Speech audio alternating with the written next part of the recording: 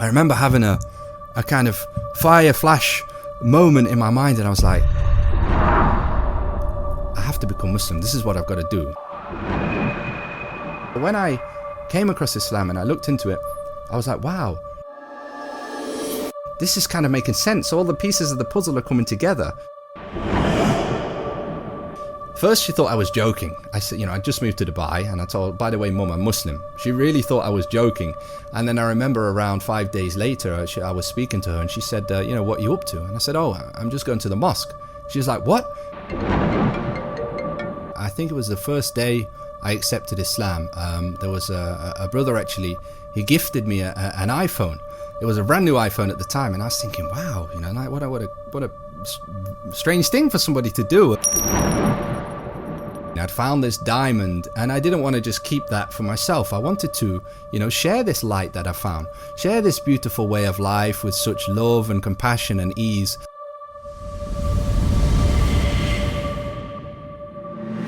Assalamu alaikum wa rahmatullahi ta'ala wa barakatuh. Wa alaikum assalam wa rahmatullahi wa barakatuh. Brother Abdulrahman, thank you for joining us today on our YouTube channel, Pearls of Paradise. We are going to speak today about your journey from being a non-Muslim to becoming a Muslim. So I am going to ask you a few questions today, but before that, can you please introduce yourself to us? Okay, sure. So my name now is Abdulrahman, but before Islam, my name was Benjamin. I'm half Dutch, half British. I grew up in the UK for the most part of my life.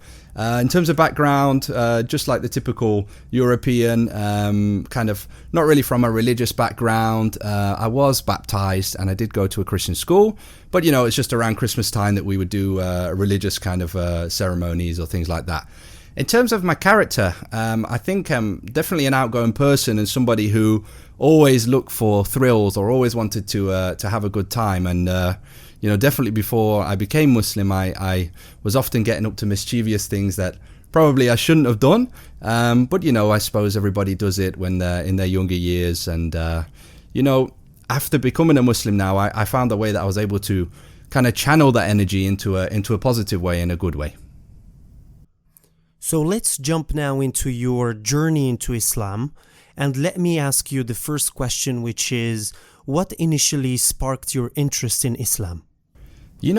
As a human being, like we all are, I found that I had this kind of innate question or this innate desire to understand, how did I get here? What was it that created me? I didn't create myself, and all the world around us, we see the oxygen and the trees and the way that the world functions, and this kind of question was there since I was at a young age. And as I mentioned before, I went to a Catholic school, and we had religious education, and I was always very interested in it. So naturally, I understood that religion was the typical answer to understanding why we're on this earth. So I started to ask questions, and the more I asked, the more they kind of silenced me. They said, Ben, you're disturbing the class. Please don't disturb everybody by asking these questions. So what I found was then that around the age of maybe 15, 16, I started to look into a lot of religions, and I was looking into Judaism, Rastafarianism, and Islam. And even at that time, I was very young. My brain was a little bit distracted by worldly things and going out and about with my friends. But I remember at that time, Islam was the one that was kind of pulling me towards it. Now, because of all of the other distractions, and I wasn't surrounded by any Muslims at that time to kind of ask questions with. And of course, we didn't have the internet like we do now. You don't have mobile phones and able to access YouTube in the same way. So I kind of got distracted and ended up going off to university. Now, for those of us who might have gone to university in Europe, or perhaps for the viewers who are non-Muslim, we know that when you go off and you're 18 and you go and move away from home, the first thing you want to do is go out and party and drink alcohol and do all of these things. And there was a period of my life where I was chasing the joys of this world, and I was obtaining those joys to a maximum or to a high level. And you would think that by having those worldly things you would find happiness. But what I found was that the more I did those things, the less peace I had within me, and the less satisfaction I had. And I found myself kind of asking that question again. How did I get here? Is this really it? Is that all that this world has to offer? And from there, then I felt this sense of emptiness. And following that, I thought, okay, what am I going to do with my life? Where am I going to go? And just for a work purpose, really, I thought, okay, let me move to another country. And I ended up finding an opportunity in Dubai, which, as we know, is a Muslim country. But at this time, I still didn't have that intention in me, or the enough of a desire to change or to move forward, to really look beyond what I saw in front of me, which was the worldly things. And so I moved to Dubai, and after a couple of months of being there, I found that I was still unhappy. I still felt this emptiness inside of me. And I remembered, I was asking about Islam some years ago, and I thought, let me just start to do some research. And of course, I started to see mosques around me and all of these different things that represented Islam. And the more I looked into it, the more I thought, okay, maybe this is actually the thing for me. So could you describe for us now the moment or experience that led you to Islam?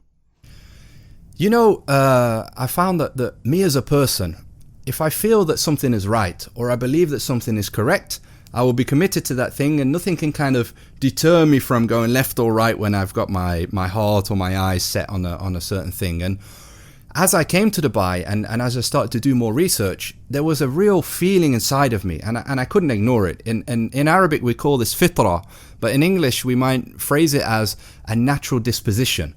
And when I say natural disposition, I mean a kind of longing or a heart yearning towards the entity that created us, which in Arabic we would say Allah, in English we would say God, the creator of the heavens and the universe.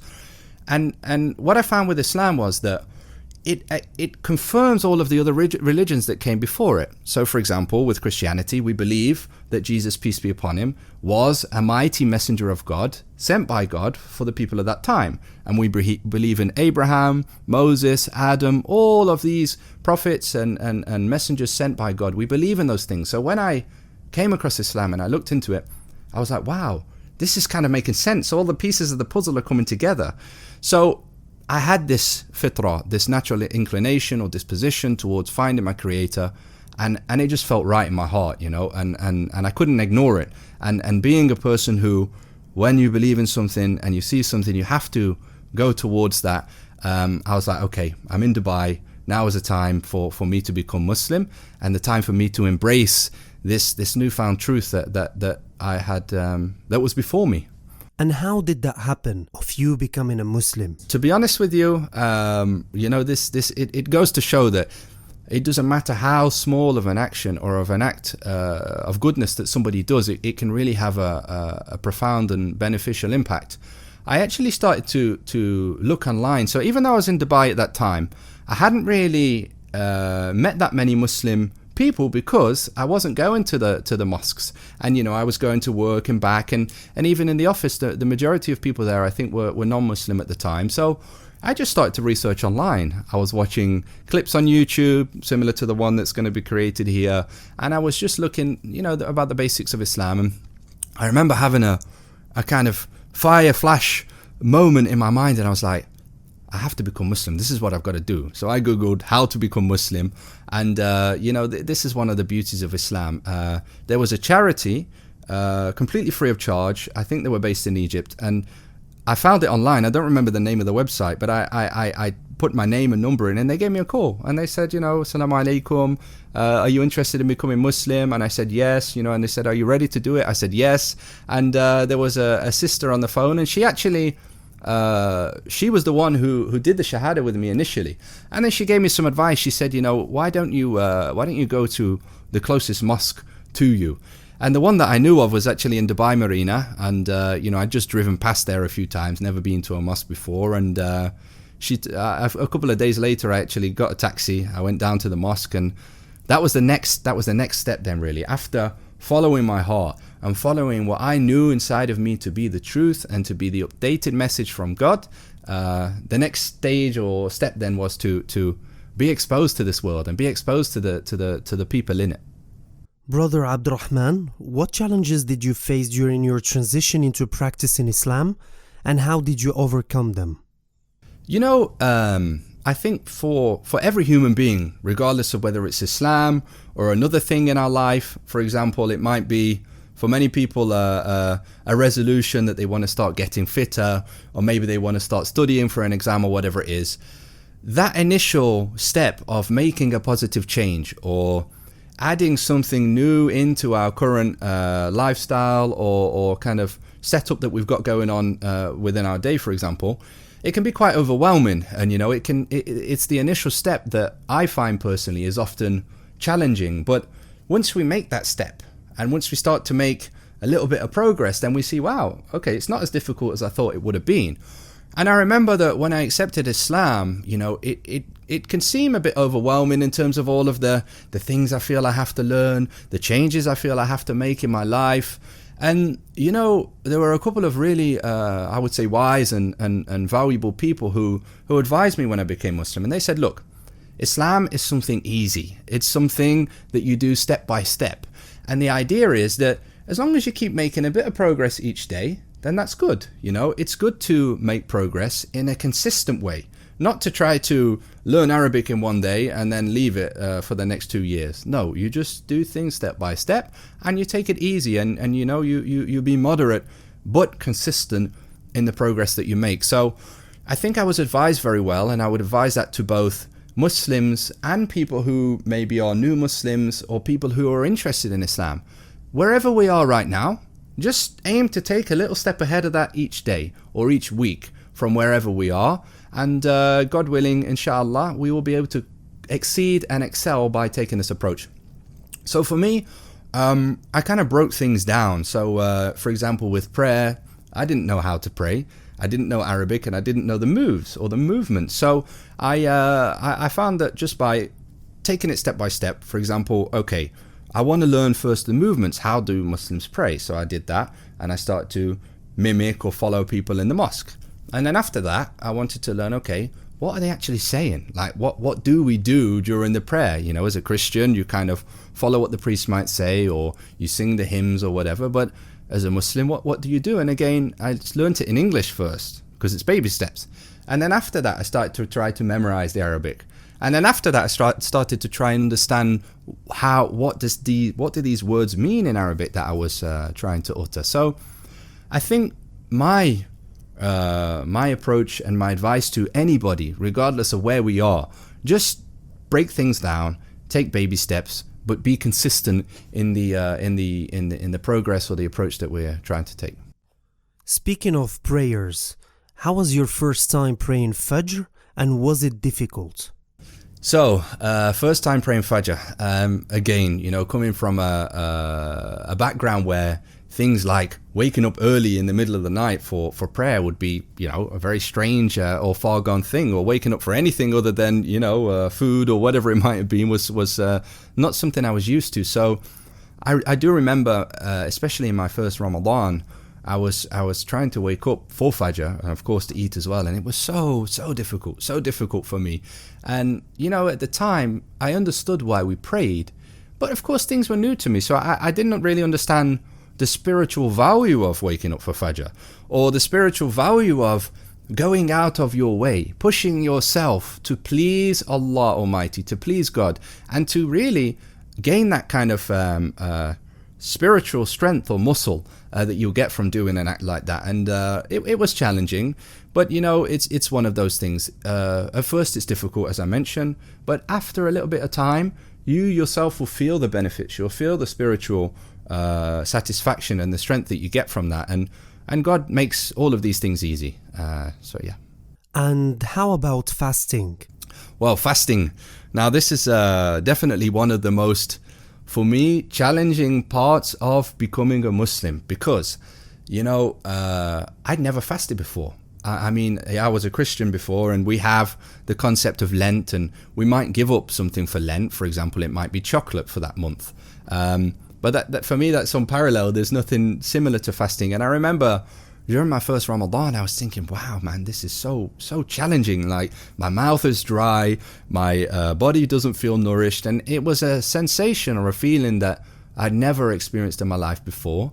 And it took some getting used to. But I realized that after a couple of weeks, or after a week even of fasting, your body gets used to it, and the satisfaction and the appreciation that fasting gives you as a Muslim, it made me think, wow, this is really for a purpose. And on top of that, I learned later on that there is scientific evidence to prove that fasting is actually good for the body. It means that the body is recovering and repairing itself. And then I was like, wow, what a wisdomatic and a wonderful creator this is that I've now become acquainted with, because not only am I being appreciative, but on top of that, my health is becoming improved because of this thing that I'm doing. And the strength that you get, to control desires really, and to control your own feelings and channel them in a positive way. And this was something that I feel you cannot really attain without giving up on something for a short period of time, such as fasting. Can you now please tell us, how did your friends and family react when you decided to become a Muslim? I've after becoming Muslim for a couple of years now already, I've seen that for many of us who might be interested in Islam, we worry about how would people react if I actually took that step? What would my family say? What would my friends say? And after my personal experience and seeing other people who accepted Islam and the reactions that their friends and family had, I realized that for the most part, people are too busy in their own lives to really, kick up a massive fuss about this. We live in the 21st century. We live in a diverse, for the most part, world. People are open to different cultures, different ways of life, and also different religions. And for me personally, I found for the most part, people were really accepting of my becoming Muslim. I will say that, it was quite funny, but for my mum, for example, when I first told her, first she thought I was joking. I said, I just moved to Dubai, and I told, by the way, Mum, I'm Muslim. She really thought I was joking. And then I remember around 5 days later, I was speaking to her, and she said, what are you up to? And I said, oh, I'm just going to the mosque. She was like, what? I thought you were joking when you told me Muslim. I was like, no, I'm being for real. And she was a little startled, and she found it strange to start off with. But, after time, when they see that the way that you deal with them and the way that you are more patient and more kind to people and more caring, they kind of adapt, and they kind of they see the value in that transition, that personal transition that you decided to make. I will say that my father was really accepting. He said, I'm happy for you, and I'm happy that you found a purpose in life. And my siblings were neither here or there. They weren't having a problem, but they were just kind of curious, like, why did you do that? So my thoughts are, or my experience is that in our mind, we would think that it would be a real big thing. But in general, people are accepting. And when they see that you are on a spiritual journey and you're on a path to improvement, and that's what Islam offers, that's the reality, then they will God willing support you. And I think this is not just for new Muslims, this is also for existing Muslims, as sometimes people will be always thinking about what others are gonna think if I grow a beard, what others are gonna think if I do XYZ, while actually really nobody cares about what you're doing, because it's your own life and you should be the one doing that step towards Allah. 100%. And I've actually experienced that myself. When I became a Muslim, for me personally, I wanted to grow my beard. My understanding is that the Prophet, peace be upon him, had one, and I want to personally emulate that as much as possible. And I remember for a long time, maybe around a year, I was afraid. I was thinking, what will my work say? What will my family say? And when I got the courage to do that, because that's a personal preference of mine, I realized that nobody said anything. Nobody was bothered. They really they're quite happy with that, and they don't have an issue. They understand that that's your personal preference, and it really wasn't an issue. And what I also want to mention is, especially for those who want to make a positive change, or for the Muslims listening to this podcast, don't ever underestimate the value and the potential that you taking a positive step might have on those around us. We all have our own challenges. We all have our own backgrounds that we've come from, or certain things that we might be used to. But if we ourselves make a positive improvement or a positive step, although the family might be like, oh, that's interesting, they've done that, they might also be inspired by the goodness that you are doing, and then that might make everybody then go to another level, or go to a place one step forward from where they are right now. Brother Abdulrahman, can you now tell us how has your life changed since reverting to Islam? Sure. Before I do that, I just want to kind of say a bit of a side note, something that I learned a bit later on. The word Islam actually comes from a root word within that word itself, and Islam actually means peace. And, you know, the best way I can describe what has changed within me, or what I feel after accepting this religion of peace, is actually attaining that thing itself. You know, before Islam, and I think generally a lot of people will be able to relate to this as well, who are Muslim or who maybe aren't as close to the Creator as they would like to be, we struggle to find peace in our life, and we struggle to find that sense of purpose. And after becoming Muslim and after really understanding why it is that I'm here and how it is that I got here, I found this inner peace that I was really unable to attain in the world, or from looking to things from the world for enjoyment. And I'll give you an example. If, God forbid, I was to lose my wallet when I was a non-Muslim, when I didn't understand why it was that was here, it would be, you know, something really terrible for me. I might think, okay, it's $500 or £500 or whatever in the wallet. I lost my card. I've lost my driving license. I'm going to have to order that again. I'd be really upset. And similarly, if I dropped my brand new iPhone and it was smashed, it would make me go really angry, and I'd get really annoyed. Now, admittedly, if that happens while I'm a Muslim, of course, I'm not going to be, over the moon about that. But as a person who understands that there is a creator of the heavens and the universe, there is a creator that has already predestined what's going to happen in my life, and I can only really try my best, then now I'm like, okay, there's nothing I could have done to prevent that phone from dropping. I tried my best. I put a phone cover on it. I put a screen protector on there. There's nothing I can do. These things happen. And that seems like something small, but when you're going through your life, accepting that I just try my best, things happen, this is the world, it's not perfect, it's not the hereafter, it's not paradise, then you are able to attain this kind of peace. You're able to attain this acceptance and this oneness with reality and your life that you really cannot attain without becoming Muslim. So, in a nutshell, it is being at peace and at one with yourself and everything around you. Can you now please share with us one or two significant lessons or values you've gained from Islam that have deeply impacted your life? Yeah, sure. So there are many kind of values that I've obtained through becoming more acquainted and learning about Islam, but an experience that really kind of jumps out at me is I remember, I think it was the first day I accepted Islam. There was a brother, actually, he gifted me an iPhone. It was a brand new iPhone at the time, and I was thinking, wow, you know, like what a strange thing for somebody to do. And I remember saying to him, I said, this is too much. And he said, you're worth much more than this.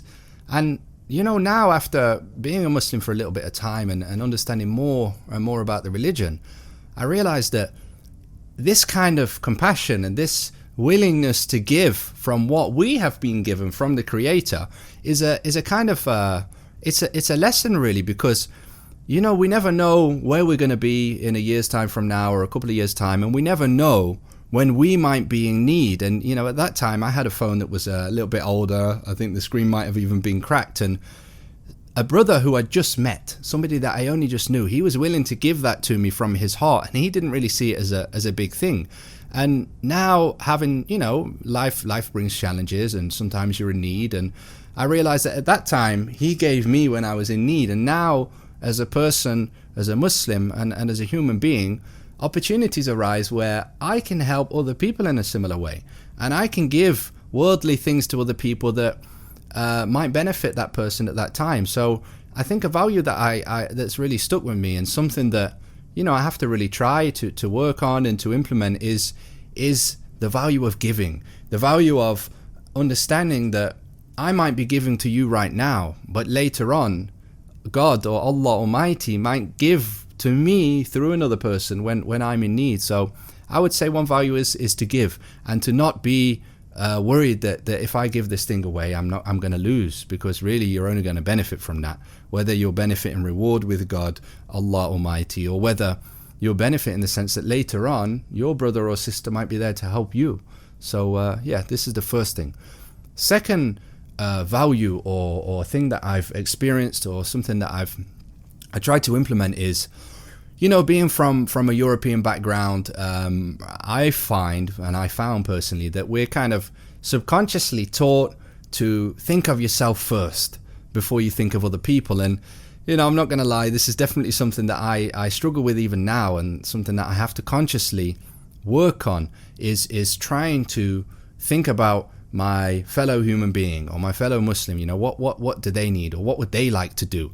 And the more I learned about the Prophet, peace be upon him, the more I understood that what a great character this was, and what a great example for us. He was giving, he was caring, he was merciful, he was compassionate towards other people, and I found that when I started to integrate and mix with other Muslim people, they were so compassionate and giving to me, and with time and whatever it was, they really helped me. So I think whether you're Muslim or non-Muslim, helping other people is something that is going to bring you great satisfaction, and also something that's really nice, when you're around people that want to help each other. So another takeaway or a value would be try to think about what will benefit the group, or what will benefit other people rather than just ourselves. Brother Abdulrahman, can you please tell us what helped you to stay on the right path after taking your Shahada? There's an old proverb or a saying that my mum used to say to me when I was younger, and she used to say, "You are the friends you hang around with." And I think this applies to any situation, whether you're Muslim, non-Muslim. If you aspire to be a certain way, or you want to live a certain kind of lifestyle, if you're hanging around with people who are engaging in other activities, or doing things that maybe you don't want to do or aren't beneficial for you, then naturally you're going to incline towards behaving in a similar way to what those people are doing, or the way that they are. And I was very fortunate to be surrounded by a group of people, or a group of brothers after I accepted Islam, that were able to act as an example, or able to kind of guide me towards this new lifestyle, or the new way of living that I really wanted for myself after becoming Muslim. So the first kind of banner, or the first thing that I would say, is that it was the company I kept, the people that I surrounded myself with, was what really enabled me to keep taking those baby steps that I mentioned, keep progressing in the direction that I really wanted to go, as a person who'd found God, as a person who wanted to be good to people and good to myself and develop. That was the first thing. I think second thing, and it's kind of tied in with the company I keep, but what I found was, after becoming Muslim, was that the brotherhood that exists in this beautiful religion is something that I have not seen or found in any other way of life outside of the fold of Islam. The real feeling of, we're together, I'm going to support you, I will help you. That was something that really kept me in line with the new direction that I decided to take, because it was a nice feeling. It was an embracing feeling and a welcoming feeling as well. On top of that, I found that, in order to really be acquainted, or to be connected to that which you want to be connected to, we have to learn about that thing. And I find that, if I was to just become Muslim and not really start to understand who is Allah, what is Islam all about, who was the Prophet, peace be upon him, what did he used to do and how did he used to behave, then I can't then begin to develop or become closer to that thing that I want to become close to. So I found that by just engaging in a couple of lessons, whether that's online or with people, just by asking questions and watching things on YouTube, I was able to keep on going in the direction that I wanted to go, because I was familiarizing myself, reminding myself, learning about new things with regards to Islam. And these simple steps really enable me to stay in tune and to keep on progressing into the religion. Brother Abdulrahman, have you helped anyone to become a Muslim? The first thing I want to say is that all power and all might comes from Allah, comes from the Creator. Now, as I mentioned earlier, we try our best, we do what we can, but if Allah doesn't will it, the one who created us, who made the universe, if He doesn't ordain or destine for that thing to happen, then we can't do anything about that. Now, having said that, after becoming Muslim, I personally felt that I found this new gold mine. I'd found this diamond, and I didn't want to just keep that for myself. I wanted to, share this light that I found, share this beautiful way of life with such love and compassion and ease. So, whenever I had an opportunity, I would share the information that I had, or the experience I had faced or found after becoming Muslim. And there are a couple of different people who, all thanks to God, I was able to share information with, and they came into the fold of Islam. But the first one, and an important one that I want to mention, is actually my younger sister. Now, I was living in Dubai. I went back to the UK after 3 years of being a Muslim, and I love my family, so therefore I want them to share and enjoy this beautiful thing of religion that I have. And one of my sisters, she used to ask a lot of questions about Islam, and I would answer if I had the response to give, or I would go and speak to a person of knowledge and relay that to her. And eventually she said to me, I believe in Allah, and I believe that God sent many messengers throughout history, and that Muhammad, peace be upon him, is the last and the final messenger. However, I'm not willing to give up on the lifestyle that I'm living right now. I don't want to, for example, stop drinking alcohol or whatever it is. And I said, look, it's better to take that step and become a Muslim and not live the most perfect life, but at least accept that God exists. At least accept that He created you, and the reason we're here is to understand Him and to be good to people. Than to, not accept that and believe it in your heart, but not really take that step. I said it's still better to get on board the ship. So all thanks to God, she accepted Islam.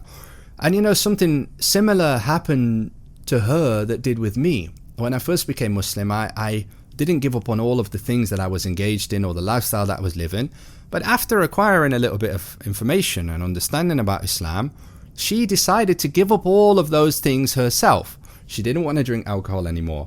And another thing that I want to outline is, if we are Muslim, or if we're not yet Muslim and we're interested in Islam, Islam is a religion of ease. It's a religion of tranquility. So we shouldn't think to ourselves, I have to do X, Y, Z if I become a Muslim, or I can't do X, Y, Z if I become a Muslim. We just should think, okay, I want to take that step, and I'll move forward from there. And I didn't ever say anything to my sister, for example, about the hijab or about anything else that we should or shouldn't do. And she, from her own accord, decided to wear the hijab without nobody telling her. And from her own accord, she decided not to eat pork and not to do all of these things. And she did that because she felt that was the truth. And she felt that I want to get nearer to my Creator. I want to do that which he has mentioned would benefit me and would benefit society, and I can really see that she's happy from that.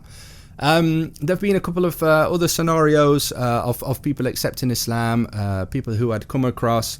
One more notable example I'll give. I remember when I'd just become Muslim, maybe a month or two afterwards, and I was trying desperately to learn Arabic, and I was at a takeaway. And I was reading a book, with some Arabic stuff in there, and I was really trying to make sense of it. And there was a brother who was Christian at the time, a Filipino brother, and he saw that I was reading Arabic. He said, how come you're reading that? And I said, well, I just became Muslim. And he said, oh, that's interesting. And he started to ask me a few questions about Islam. And I took his number. And a couple of weeks after that, he himself, he was like, I feel that this is the truth, this is what I want. And he accepted Islam on that instance as well. If you were to go back in time and be with the Prophet, peace be upon him, what moment would you choose to share with him? This is a tough one. It's definitely a tough question, because there are so many moments that we could outline. And, the Prophet, peace be upon him, really lived a life that was often faced with challenges, with ups and downs, with tribulations. But I think in light of the great struggle that the Prophet, peace be upon him, went through, for us today to have received the message in the way that we did, and for Islam to have been able to grow and flourish to having so many Muslims around the planet today, I think a moment I really would have liked to experience with him after many years of being persecuted, many years of being chased out of his town or home, or being, kind of attacked really because of the religion that God had given him, or the updated message that God had given him, would be the time when he was able to travel from Mecca to Medina, which would then become the new home, or the new relatively safe place for Muslims to start to really build a community.